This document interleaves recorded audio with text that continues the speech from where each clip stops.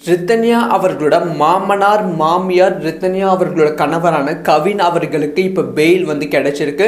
அது மட்டும் இல்லாமல் இந்த பெயில் வந்து எப்படி கிடைச்சது, இவங்க எப்படி ஆர்குமெண்ட் வந்து பண்ணாங்க அப்படிங்கிற விஷயம் தான் வந்து ரொம்ப ரொம்ப ஒரு ஷாக்காக வந்து இருக்குது. போஸ்ட்மார்டம் ரிப்போர்ட்டில் வந்து இனிமேல் ஷாக்கான விஷயத்த சொல்லியிருக்காங்க. நீதிபதியே வந்து ரொம்ப வந்து கோபப்பட்டு இருக்காங்க.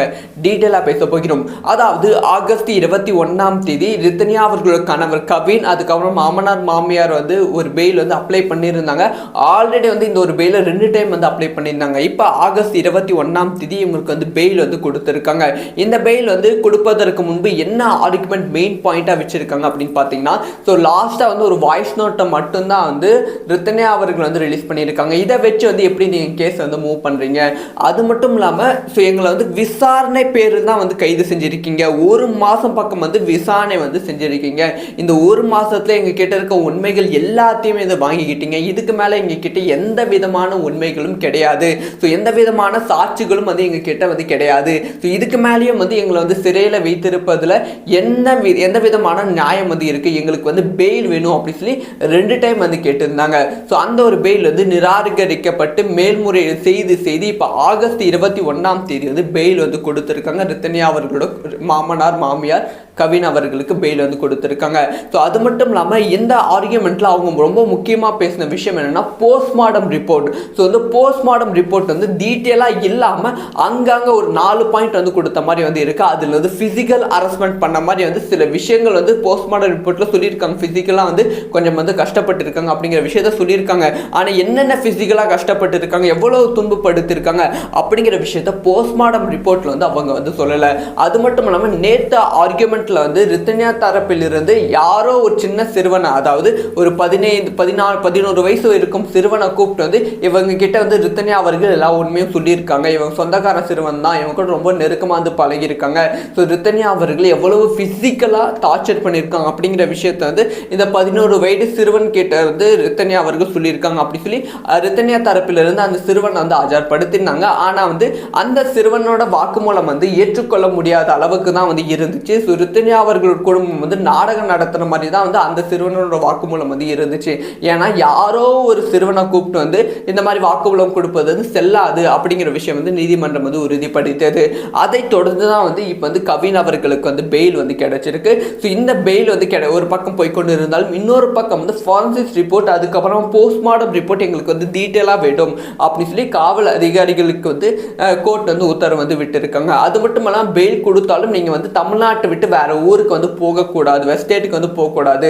ஸோ மார்னிங்கும் ஈவினிங்கும் வந்து காவல் நிலையத்தில் வந்து நீங்கள் வந்து சைன் பண்ணணும் அப்படிங்கிற விஷயத்தை வந்து உத்தரவு வந்து கொடுத்துருக்காங்க. ஃபைனலாக வந்து ரித்தன்யா அவர்கள் கேஸில் வந்து என்னென்ன தவறுகள் நடந்திருக்கு பார்த்தீங்கன்னா, ஃபர்ஸ்ட் எடுத்த உடனே வந்து post-mortem report. So post-mortem report வந்து ப்ராப்பரான போஸ்ட்மார்டம் ரிப்போர்ட் வந்து வரல. ஸோ 1 வாரத்தில் போஸ்ட்மார்டம் ரிப்போர்ட் வந்து கொடுக்கணும், 3 நாள் கொடுக்கணும். ஆனால் வந்து 1 வாரத்துக்கு மேலே ஆகியும் வந்து போஸ்ட்மார்டம் ரிப்போர்ட் கொடுக்கணும். கிட்டத்தட்ட வந்து 20 நாட்களுக்கு அப்புறம் தான் வந்து போஸ்ட்மார்டம் ரிப்போர்ட் வந்து வந்துச்சு. அந்த போஸ்ட்மார்டம் ரிப்போர்ட்டும் வந்து ப்ராப்பராக இல்லாத போஸ்ட்மார்டம் ரிப்போர்ட்டாக தான் வந்து இருந்துச்சு. அந்த போஸ்ட்மார்டம் ரிப்போர்ட்டில் வந்து ஃபிசிக்கல் அபியூஸ் வந்து பண்ணியிருக்காங்க, ஃபிசிக்கலாக இவங்களை வந்து டார்ச்சர் பண்ணியிருக்காங்க அப்படிங்கிற விஷயத்த மென்ஷன் பண்ணியிருக்காங்க. ஆனால் வந்து எந்த அளவுக்கு ஃபிசிக்கலாக டார்ச்சர் பண்ணியிருக்காங்க அப்படிங்கிற விஷயத்தை சுத்தமாக வந்து மென்ஷன் பண்ணாமல் அது இருந்திருக்காங்க. அது வந்து ஒரு பெரிய மைனஸ் பாயிண்டாக பார்க்கப்படுகிறது. இது நீதிமன்றத்திலும் கேள்வியாக வந்து கேட்கப்பட்டது. அதுக்கப்புறமா இன்வெஸ்டிகேஷன் ரிப்போர்ட் வந்து இது வரைக்கும் 1 மாதம் வந்து இன்வெஸ்டிகேஷன் பண்ணியிருக்காங்க ரித்தன்யா அவர்களோட மாமனார் மாமியார் கவின் கிட்ட. ஆனால் வந்து எந்த விதமான மூவும் இல்லை அப்படி சொல்லி நீதிமன்றம் வந்து ஒரு கேள்வி வந்து கேட்டிருக்கு, ஒரு குற்றச்சாட்டு வந்து காவல் அதிகாரிகளுக்கு சொல்லியிருக்காங்க. இப்போ வந்து ஃபாரன்சிக் ரிப்போர்ட் வந்து சமர்ப்பிக்க வந்து நீதிமன்றம் வந்து உத்தரவு விட்டிருக்கு. இந்த ரிப்போர்ட்ல அடுத்தடுத்து என்னென்ன உண்மைகள் வெளியாக போகிறது அப்படிங்கிற விஷயத்தை வெயிட் பண்ணி தான் பார்க்கணும். ரித்தன்யா அவர்களோட மாமனார் மாமியார் ரித்தன்யா அவர்களோட கணவரான கவின் அவர்களுக்கு இப்போ பெயில் வந்து கிடைச்சிருக்கு. அது மட்டும் இல்லாமல் இந்த பெயில் வந்து எப்படி கிடைச்சது, இவங்க எப்படி ஆர்குமெண்ட் வந்து பண்ணாங்க அப்படிங்கிற விஷயம் தான் வந்து ரொம்ப ரொம்ப ஒரு ஷாக்காக வந்து இருக்குது. போஸ்ட்மார்டம் ரிப்போர்ட்டில் வந்து இனிமேல் ஷாக்கான விஷயத்த சொல்லியிருக்காங்க. நீதிபதியே வந்து ரொம்ப வந்து கோபப்பட்டு இருக்காங்க. டீட்டெயிலாக பேச போகிறோம். அதாவது ஆகஸ்ட் 21 ரித்தன்யா அவர்களோட கணவர் கவின், அதுக்கப்புறம் மாமனார் மாமியார் வந்து ஒரு பெயில் வந்து அப்ளை பண்ணியிருந்தாங்க. ஆல்ரெடி வந்து இந்த ஒரு பெயில 2 டைம் வந்து அப்ளை பண்ணியிருந்தாங்க. இப்போ ஆகஸ்ட் 21ஆம் தேதி இவங்களுக்கு வந்து பெயில் வந்து கொடுத்துருக்காங்க. இந்த பெயில் வந்து கொடுப்பதற்கு முன்பு என்ன ஆர்குமெண்ட் மெயின் பாயிண்டா வச்சிருக்காங்க அப்படின்னு பார்த்தீங்கன்னா, ஸோ லாஸ்டா வந்து ஒரு வாய்ஸ் நோட்டை மட்டும்தான் வந்து ரித்தன்யா அவர்கள் வந்து ரிலீஸ் பண்ணியிருக்காங்க. இதை வச்சு வந்து எப்படி நீங்கள் கேஸ் வந்து மூவ் பண்ணுறீங்க, அது மட்டும் இல்லாமல் ஸோ எங்களை வந்து விசாரணை பேரில் தான் வந்து கைது செஞ்சுருக்கீங்க, 1 மாதம் பக்கம் வந்து விசாரணை வந்து செஞ்சுருக்கீங்க, இந்த 1 மாதத்துல எங்கள் கிட்ட இருக்க உண்மைகள் எல்லாத்தையுமே இதை வாங்கிக்கிட்டீங்க, இதுக்கு மேலே எங்கள் கிட்ட எந்த விதமான உண்மைகளும் கிடையாது, ஸோ எந்த விதமான சாட்சிகளும் வந்து எங்கள் கிட்ட வந்து கிடையாது, ஸோ இதுக்கு மேலேயும் வந்து எங்களை வந்து சிறையில் வைத்திருப்பதில் எந்த விதமான நியாயம் வந்து இருக்குது, எங்களுக்கு வந்து பெயில் வேணும் அப்படி சொல்லி 2 டைம் வந்து கேட்டிருந்தாங்க. ஸோ அந்த ஒரு பெயில் வந்து நிராகரிக்கப்பட்டு மேல்முறையீடு செய்து இப்போ ஆகஸ்ட் 21ஆம் தேதி வந்து பெயில் வந்து கொடுத்துருக்காங்க. ரித்தன்யா அவர்களோட மாமனார் மாமியார் கவின் அவர்களுக்கு பெயில் வந்து கொடுத்துருக்காங்க. ஸோ அது மட்டும் இல்லாமல் இந்த ஆர்கியூமெண்ட்டில் அவங்க ரொம்ப முக்கியமாக பேசின விஷயம் என்னென்னா போஸ்ட்மார்டம் ரிப்போர்ட். ஸோ வந்து போஸ்ட்மார்டம் ரிப்போர்ட் வந்து டீட்டெயிலாக இல்லாமல் அங்கங்கே ஒரு 4 பாயிண்ட் வந்து கொடுத்த மாதிரி வந்து இருக்குது. அதில் வந்து ஃபிசிக்கல் ஹராஸ்மெண்ட் பண்ண மாதிரி வந்து சில விஷயங்கள் வந்து போஸ்ட்மார்டம் ரிப்போர்ட்டில் சொல்லியிருக்காங்க. ஃபிசிக்கலாக வந்து கொஞ்சம் வந்து கஷ்டப்பட்டு இருக்காங்க அப்படிங்கிற விஷயத்த சொல்லியிருக்காங்க. ஆனால் என்னென்ன ஃபிசிக்கலாக கஷ்டப்பட்டு இருக்காங்க, எவ்வளோ துன்பப்படுத்திருக்காங்க அப்படிங்கிற விஷயத்த போஸ்ட்மார்டம் ரிப்போர்ட்டில் வந்து அவங்க வந்து சொல்லலை. அது மட்டும் இல்லாமல் நேற்று ஆர்கியூமெண்ட் வந்து ரித்தன்யா தரப்பிலிருந்து யாரோ ஒரு சின்ன சிறுவனை, அதாவது ஒரு 11 வயசு இருக்கும் சிறுவனை கூப்பிட்டு வந்து இவங்க கிட்ட வந்து ரித்தன்யா அவர்கள் எல்லா உண்மையும் சொல்லியிருக்காங்க, இவங்க சொந்தக்கார சிறுவன் தான், இவங்க கூட ரொம்ப நெருக்கமாக வந்து பழகியிருக்காங்க, ஸோ ரித்தன்யா அவர்கள் எவ்வளவு பிசிக்கலா டார்ச்சர் பண்ணியிருக்காங்க அப்படிங்கிற விஷயத்த வந்து இந்த 11 வயது சிறுவன் கிட்ட வந்து ரித்தன்யா அவர்கள் சொல்லியிருக்காங்க அப்படி சொல்லி ரித்தன்யா தரப்பிலிருந்து அந்த சிறுவன் வந்து ஆஜர்படுத்தினாங்க. ஆனால் வந்து அந்த சிறுவனோட வாக்குமூலம் வந்து ஏற்றுக்கொள்ள முடியாத அளவுக்கு தான் வந்து இருந்துச்சு. ஸோ ரித்தன்யா அவர்கள் குடும்பம் வந்து நாடகம் நடத்துற மாதிரி தான் வந்து அந்த சிறுவனோட வாக்குமூலம் வந்து இருந்துச்சு.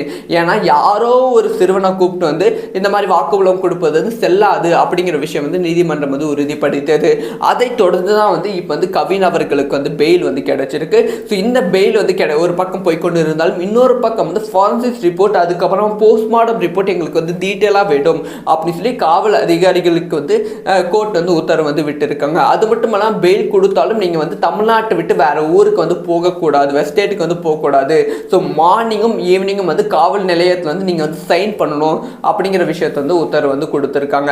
ஃபைனலாக வந்து ரித்தன்யா அவர்கள் கேஸில் வந்து என்னென்ன தவறுகள் நடந்திருக்கு பார்த்தீங்கன்னா, ஃபர்ஸ்ட் எடுத்த உடனே வந்து post-mortem report. So post-mortem report வந்து ப்ராப்பரான போஸ்ட்மார்டம் ரிப்போர்ட் வந்து வரல.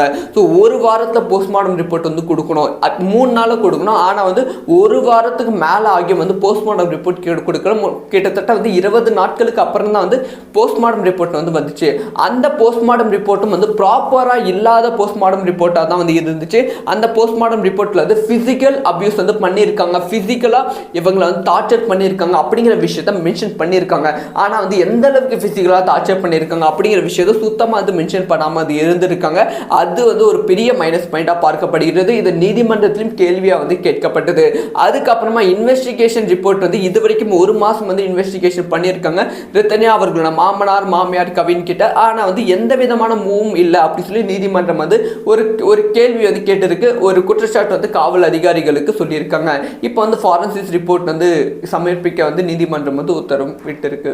இந்த ரிப்போர்ட்ல அடுத்தடுத்து என்னென்ன உண்மைகள் வெளியாக போகிறது அப்படிங்கிற விஷயத்தை வெயிட் பண்ணி தான் பார்க்கணும்.